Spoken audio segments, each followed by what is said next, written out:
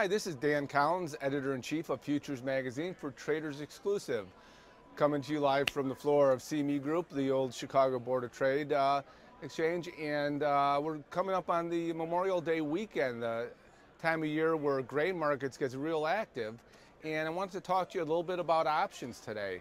Options are a great way to gain access to the market, especially in volatile markets when we're still kind of finding out what the planting intentions and how the plants, how successful farmers were in getting the crop in the ground.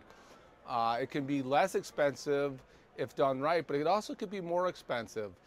Some traders kind of new to options see it as a less expensive way to get exposure to the market, which is fine, but you shouldn't be bargain hunting, because sometimes new option traders may try to go a little bit further out of the money to buy a less expensive option.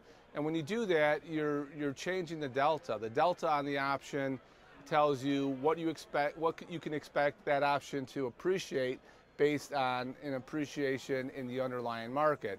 If the delta is 0.5, then it would probably appreciate about half as much as the underlying. The further away you go, the lower the delta, the less you can the less effect the movement the underlying will have on the market. It's okay if you do that for precise reasons, and that's the thing about options. You can create precise positions. You shouldn't go further out just because you want to spend a little less money, because you're going to end up being disappointed.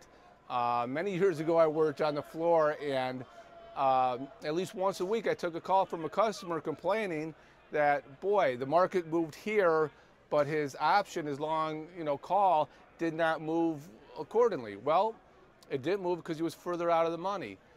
Another reason they may have tried to buy a cheaper option is they were closer 30, 50 days to expiration.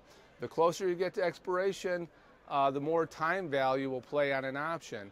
So often a move in your direction is hurt by also a depreciation in the time value. So if the time value depreciates more than the movement in your favor, then you're still losing money on a position. People are also often surprised by it, but they shouldn't be. So when you're selecting an option, know exactly what you want to do, what your time frame for a move is, so you won't be surprised.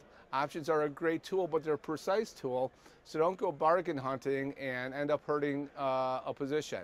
This has been Dan Collins for Traders Exclusive.